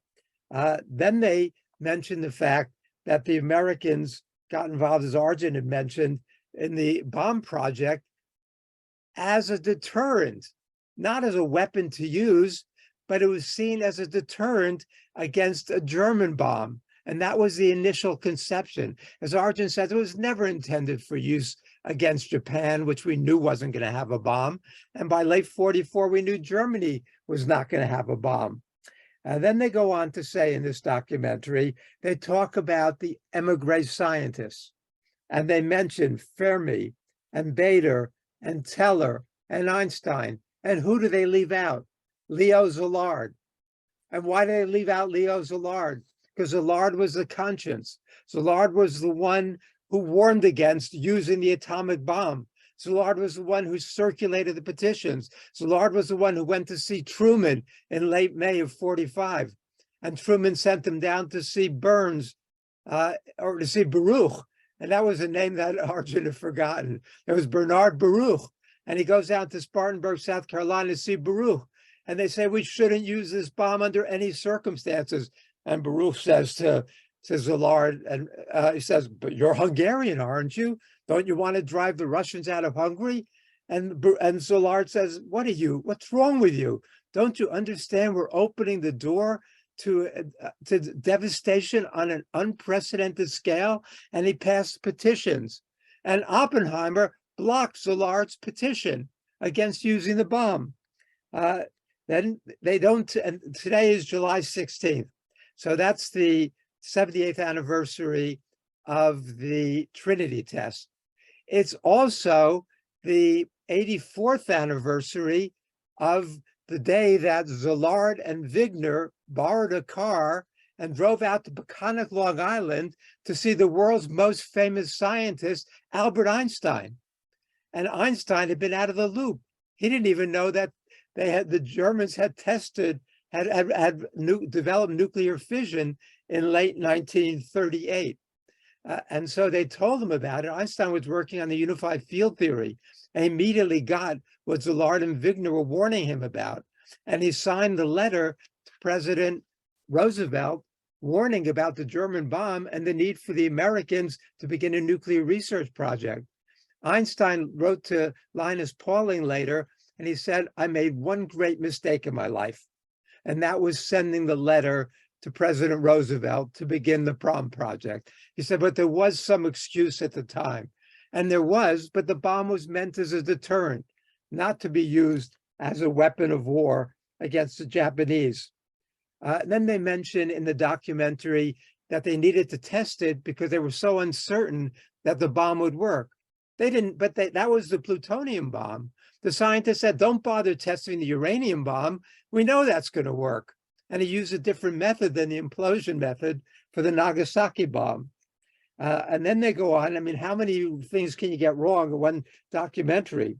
And then it talks about Roosevelt's death and Truman becoming president. Arjun mentioned that Truman did not know about the atomic bomb. He'd been vice president for 82 days. Nobody had enough regard for him to even tell him we were developing an atomic bomb. How did Truman become president? On July 20th, 1944, the Democratic Convention was held in Chicago. It opened that day. Gallup released a poll of potential voters asking them who they wanted on the ticket as vice president. 2% of potential voters said they wanted Truman on the ticket. 65% said they wanted Henry Wallace back. Had Henry Wallace become vice president and then become president on April 12, 45, when Roosevelt died, there would have been no atomic bomb in World War II. There would have been no Cold War, almost certainly. Wallace was a visionary. He was anti-war. He wanted to work with the Soviets, but not Truman. Truman was a little man who was immediately, like Biden and his advisors, Truman turned to all the wrong people who Roosevelt and Wallace. Wallace had been vice president from 41 to 45. He knew better. Truman knew next to nothing. And so the fact that Truman becomes president seals the fate of the world, really, at that point. Bill Nye is quoted in this documentary, the science guy, and he says, nobody raised ethical questions at the time. That's so wrong. Not only was Szilard raising them and Niels Bohr raising them, the scientists had started their committees. The Frank Committee of Scientists at Met Lab said that even if we can use and develop the bomb, we shouldn't use it because it's going to lead to an uncontrollable arms race between the United States and the Soviet Union that could lead to potential annihilation of mankind. The scientists were really dealing with the ethical issues, but you have to, in order to perpetuate these myths, argue against that. Let's say that there was nobody raising these issues. Number 8 on my list, they say that the bomb should be dropped to maximize the destructive power so that Oppenheimer, they try to show Oppenheimer's being tormented. And Oppenheimer maybe was tormented, but he met with the committee and told them that they should, how to maximize the destructive effect, what height to drop it at in order to kill as many people as possible. You know, as Admiral Leahy later said, they said we were going to use it only, to one time against a military target, but then they went ahead and used it to kill as many women and children as they could, which is what they wanted all along. Now, Oppenheimer on this, there's so much to say about this. Oppenheimer, shows him being plagued with guilt, according to Christopher Nolan and the people who do this documentary. And then they quote John Else, who says, and he made the documentary the day after Trinity, and he says a great many people felt the bomb had ended World War II. Perhaps it had. They don't deal with the history of this. They don't deal with the fact that everybody knew there were 2 ways to end the war without using the bomb. And the first was to change the demand for unconditional surrender, which the United States was demanding. And that's why Stimson and almost everybody who was an advisor to Truman in the State Department, the War Department, urged him, begged him to tell the Japanese they could keep the emperor. They knew that was the main stumbling block. How do we know it? Because we had broken the Japanese codes. We were intercepting their cables, and the cables going back and forth from Foreign Minister Togo to Ambassador Sato in Moscow said over and over again, unconditional surrender is the only obstacle to peace. If they change that demand, we can surrender tomorrow. That was what the Japanese were saying. So we knew that. The other way to end the war was that from the very beginning, the FDR had asked Stalin to come into the Pacific War, but Stalin was fighting his own war. Throughout most of the war, the Soviets were fighting against 200 German divisions. The Americans and the British were confronting 10 between us. Why did the Soviets lose 27 million? Because they were doing all the fighting. The Americans think we ended in one World War II in Europe. That's again another one of the dangerous myths. And so, but at Yalta in February 45, Stalin agreed to come into the Pacific War 3 months after the war in Europe. The Germans surrender on May 8th. So the Soviets were about to come in. We knew that. Truman knew that. He goes to Potsdam. On July 17th, he has lunch with Stalin. Stalin says, assures him the Soviets are coming in. Truman writes in his diary, the Soviets will be in the war by August 15th. Finny Japs when that occurs. Truman writes to his wife, Bess, the next day, say the Russians are coming in. We'll end the war a year sooner now. Think of all the kids who won't be killed. The American Joint Intelligence Committee to the Joint Chiefs of Staff said repeatedly that once the Soviets come into the war, all Japanese will understand that further resistance is futile. The Soviets will end the war, the Japanese will end the war. We knew that, and Truman knew that. The question is, why did they use the bomb when they knew it wasn't necessary? And that's what Arjun was talking about, power. And that's because they wanted to use it. And it was a message to the Soviets that if they mess with America's plans in Europe or the Pacific, this is what they're going to get, and worse, much worse. And that is exactly how the Soviet leaders interpreted it, that the bomb was not dropped on Japan, which the Soviets knew was defeated. The bomb was really a warning to the Soviet Union. And then they talk about Oppenheimer's opposition to the H-bomb. And the movie and the book all stress the hearings and Oppenheimer losing security clearance and how terrible that was. And it was, but it's an easy target. Everybody hates McCarthyism. You know, even Republicans hate McCarthyism. That's the easy target. The reality was, you know, okay, so why did they go after Oppenheimer? Because he opposed the H-bomb. But he wasn't an outspoken opponent. It wasn't like Einstein, like some of the other scientists. In fact, on the Scientific Advisory Committee to the Atomic Energy Commission, which voted 8-0 against the developing the hydrogen bomb, Oppenheimer was the last one to be convinced.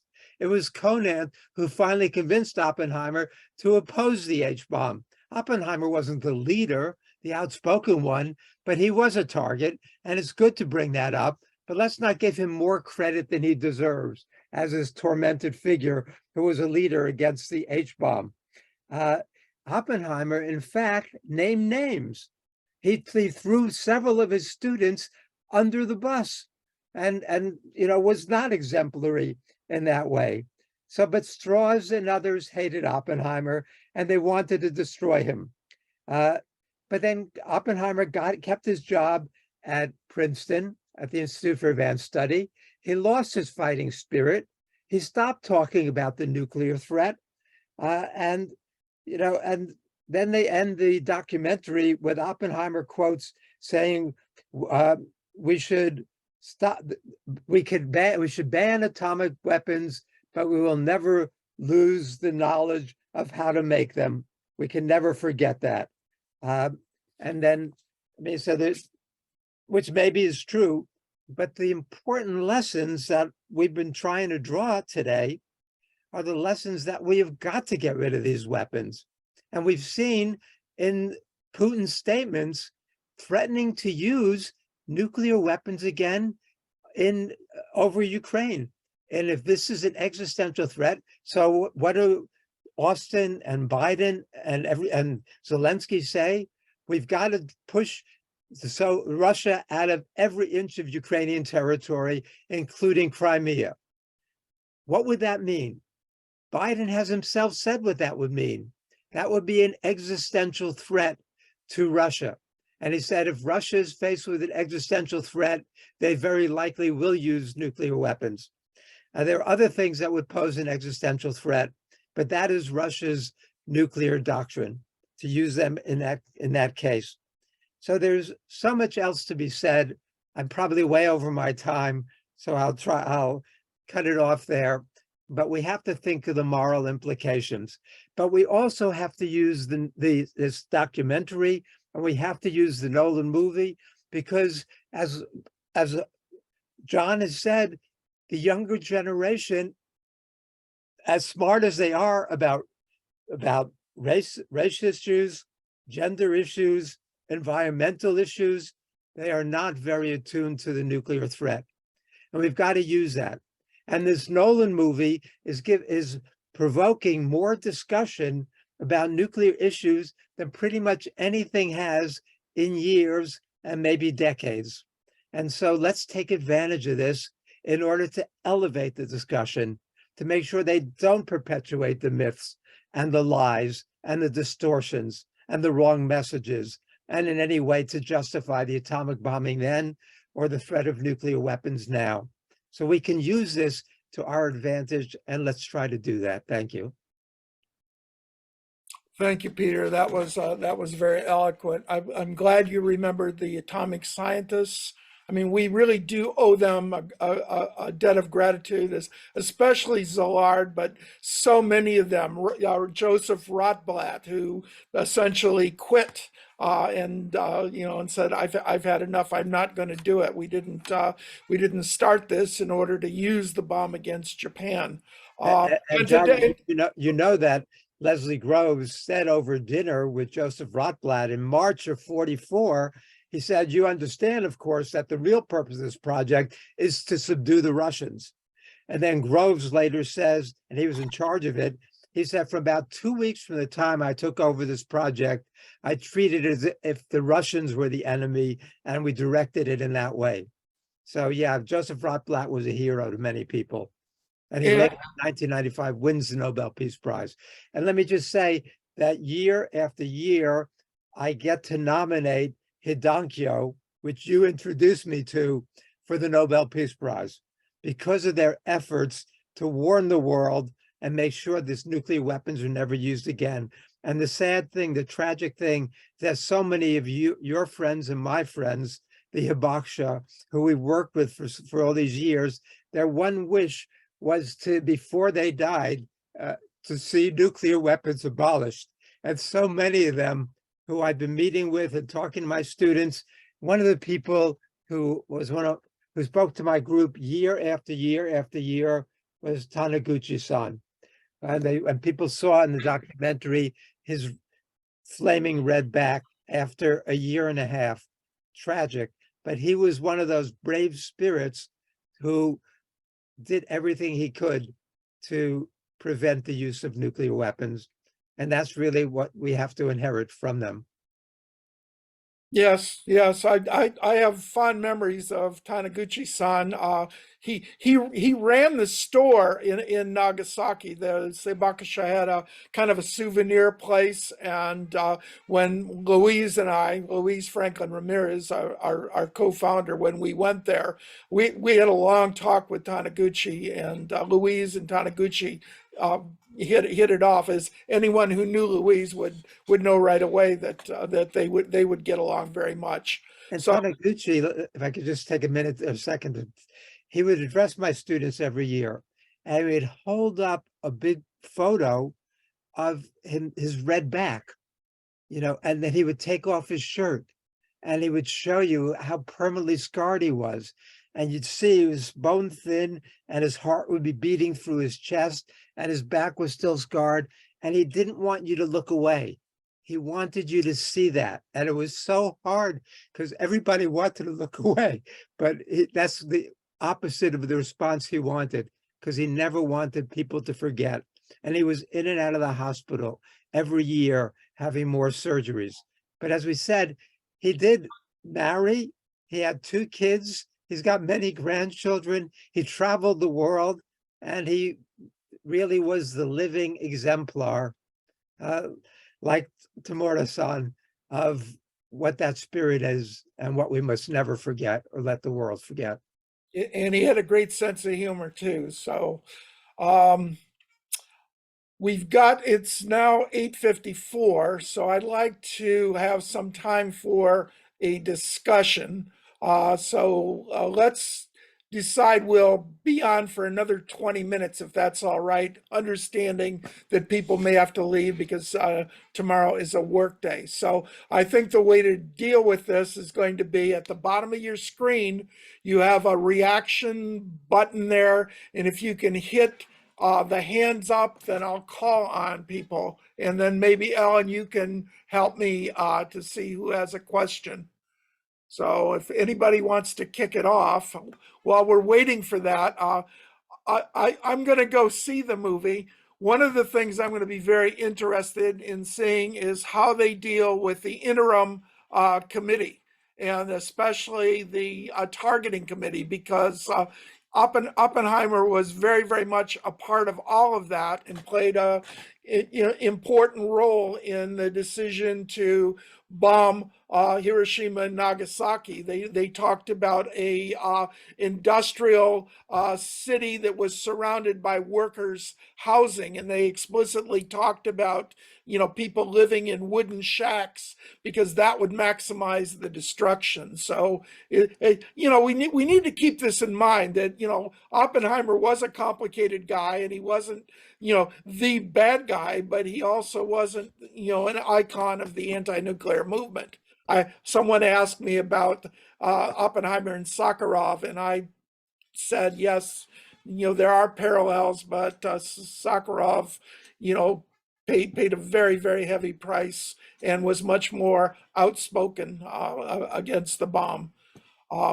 So I'm looking for hands. Do you see hands, Ellen? I have a hand. I just would like to tell people that that Women's International League for Peace and Freedom, we call it WILPF, Cherrill Spencer has created a flyer that we're going to be sharing not only with WILPF members, but anybody else that wants. Cherrill, you want to talk about it?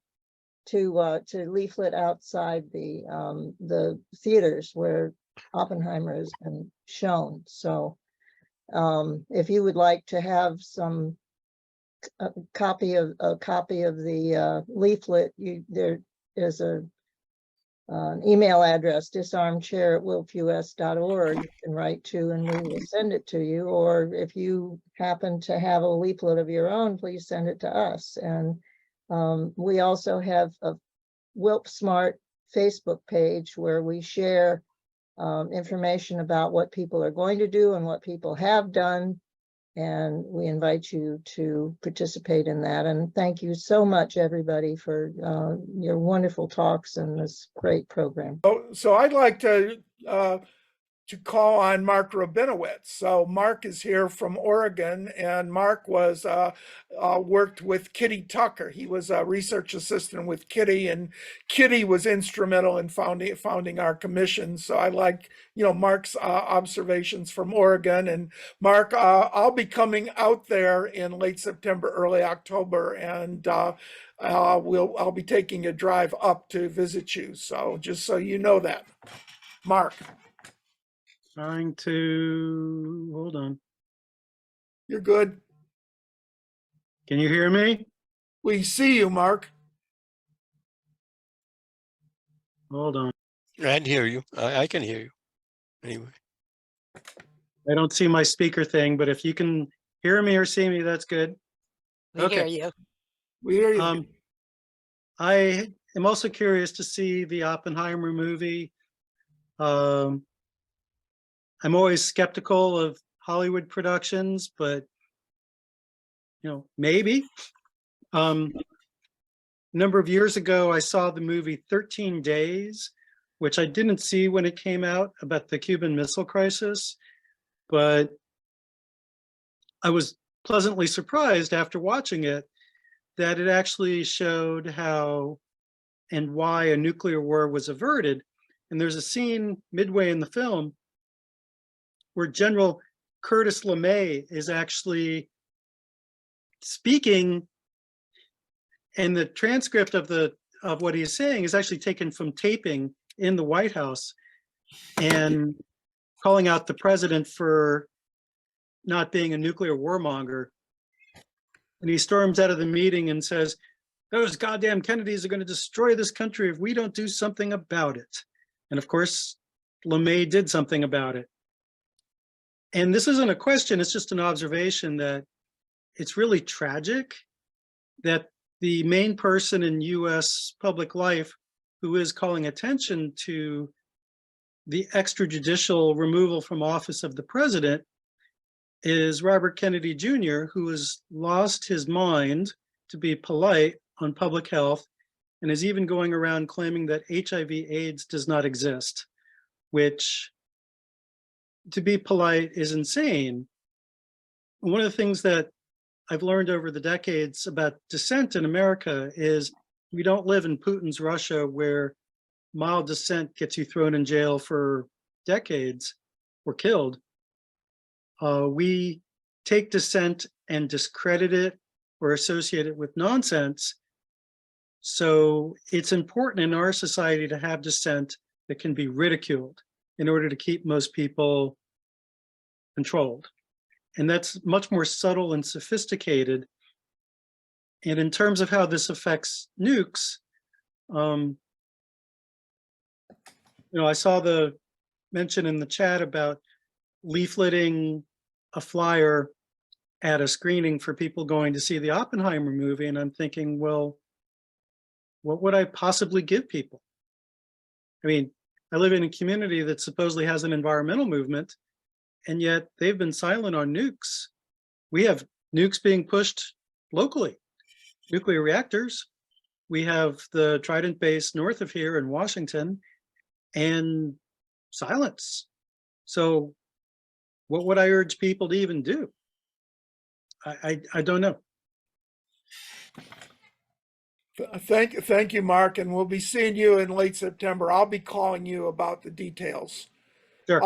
So let me, if anyone else wants to speak, jump in, but let me just recognize Mel Hardy. Mel for the last nearly 20 years has been playing an important leadership role in our committee and at All Souls Church. And Mel, maybe you could give us some concluding comments and we could say goodnight. Well, I really don't feel, I'm in the company of very esteemed people, and I appreciate your asking me to speak, but I would say this: what has been delivered tonight, you, John, Linda, Peter, Arjun, all even Mark's comments, those questions, those observations are so important for us to think about how we are going to frame the argument as older people to convince younger people that all of the issues in which they build so much of their activism around should predicate the nuclear weapons issue as foundational to any of the activism that they could have. It's a very difficult thing. And so I think groups like the Hiroshima Nagasaki Peace Committee and, Nuclear War Maryland, I know we've got some representation there. What Joe Gerson did recently in his presentation out of Mass Peace Action, Jackie Cabasso is still holding down, so much of the activity. There is continued work to be done. The coalition building between those of us who are older and respectfully those of you who actually know the issues much more than I do. I'm really a relative newcomer to this. The languaging to our younger people about their own embrace of this issue, their embrace of voting so that we can change the governance structure to engage in more peace building and peacemaking activities, anti-war activities. You know, remembering June 12th of 82 as an activity of forethought to execute and mobilize anti-war, anti-nuke. We have to kind of like be the elder statesman to help our younger people understand that they can do the movement making again. So with that, John, I second myself to all of those whom you've assembled this evening. And I thank you very much for this presentation. It's been really edifying, and I'm honored to be here. Thank you, Mel, and I'd like to thank everybody for coming. Let me make an announcement. So the next activity that the Hiroshima Nagasaki Peace Committee is going to be organizing is August 5th. And as I said earlier, we remember August 5th as the anniversary of Hiroshima, and remembering the exact moment, which is 7:15 p.m. on August 5th. So we're going to be gathering at All Souls Church, and we're going to be celebrating the 80th birthday of one of our really important early members, and that's Rick Tingling Clemens. He and his wife, Michelle, are going to renew their vows. We're going to have a party from 4 until 7, thanks in no small part to Mel. And then at 7 o'clock, we're going to go outside on 16th Street, and we're going to have our 78th anniversary Hiroshima commemoration. So I'll be sending out an announcement about that in the next 3 or 4 days. Gwen Dubois has her hand raised. Yes, okay, Gwen.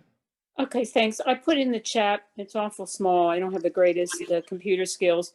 A leaflet that people can use, and it goes back to both Prevent Nuclear War Maryland, but also the QR code to the Back from the Brink site on Oppenheimer, the things you can do. But if you're giving out leaflets, and if you want some, just let me know. I'm bikenotbomb@gmail.com.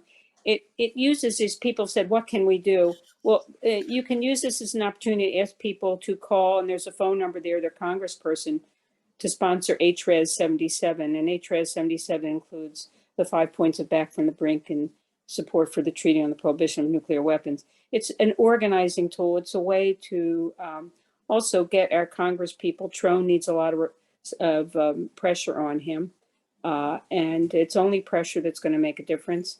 Both Ivy and Raskin have signed on to HRES 77.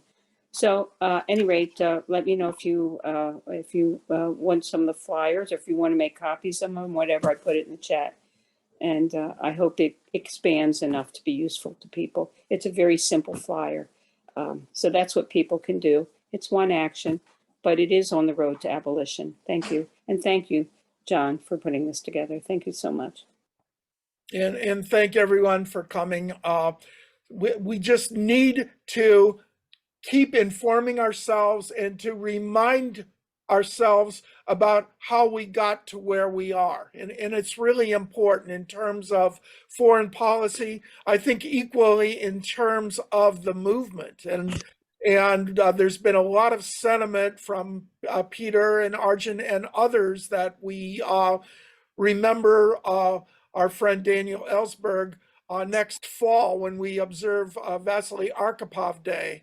And I'm thinking one of the things that we could do is to focus on the movement, starting with the Hibakusha and the atomic scientists and the various international movements, starting in the early 50s against the H-bomb and the freeze movement, and basically talking about continuing that struggle, because it has been it is a life and death struggle. It's an every breath we take kind of movement, and I think we all understand that. So on that note, I'd like to say good night to everybody, if that's okay, and we'll reconvene again on August 5th. Oh, I think somebody has their hand. There's somebody has their hands up. Peter and Lou, Karen. Oh, I'm sorry. Yes, Peter. Then let's continue. Lou first. You're on mute. Lou, you're on mute. Okay. You're still on mute. Okay.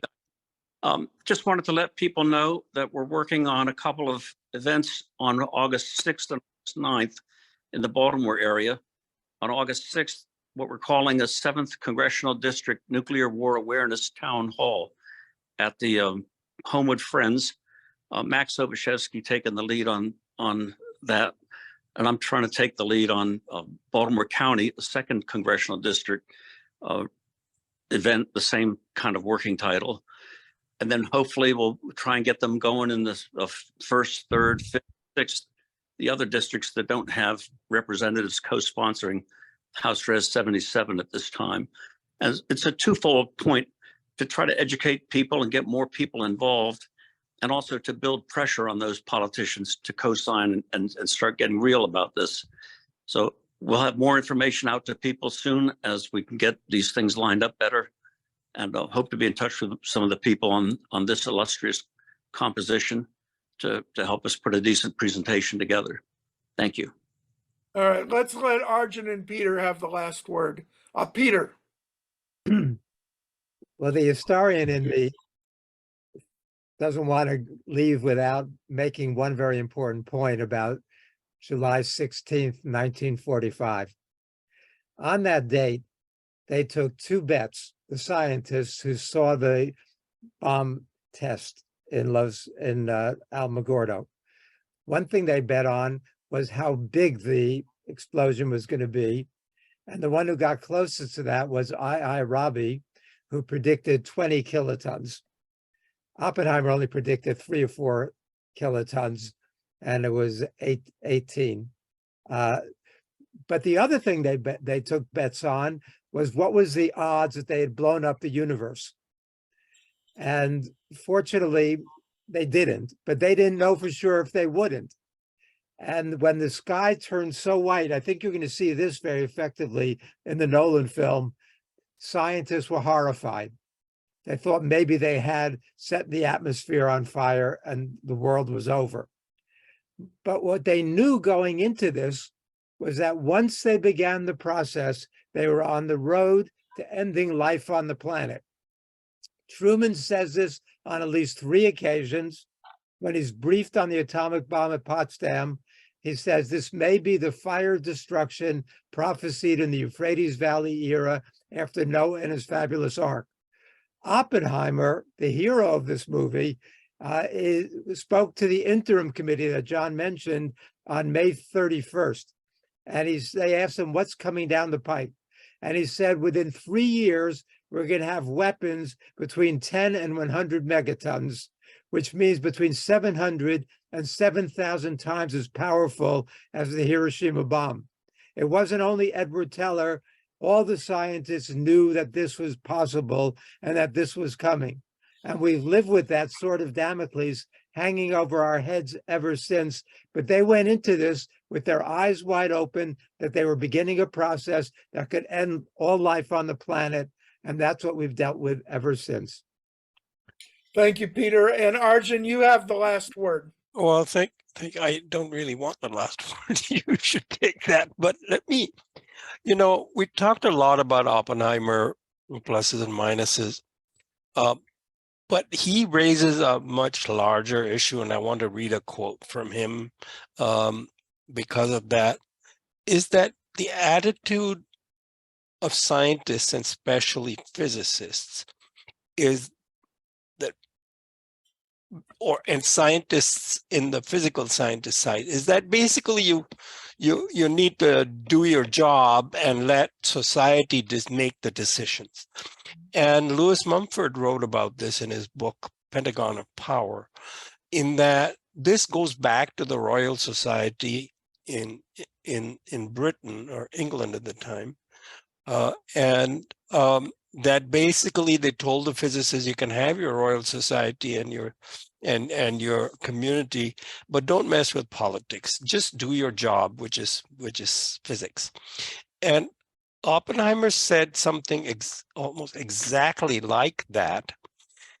If you are a scientist, you cannot stop such a thing, referring to research on nuclear bombs. If you're a scientist, you believe that it is good to find out how the world works, that it is good to find out what the realities are, that it is good to turn over to mankind at large the greatest possible power to control the world and to deal with it according to its lights and values. This is, at some point, I'd love to have an event which reflects on this quote. Its meaning of how the world works is entirely mechanical. I found that even in 1995, the Manhattan Project scientists that I interviewed did not know that Japan had been targeted in 1943, and that fact had been public since the 1960s. And in my mind, I learned as a physicist and electrical engineer guy that the best way to, the most important discipline, and this will make you happy, Peter, the most important discipline to understand how the world works is not physics, it's history. And on the science side, it's ecology. And that is my very considered technical opinion. Now, opening a debate on that question, the scientist's responsibility to understand the society. And the last thing I'd say is, he basically says, we're going to give this to mankind.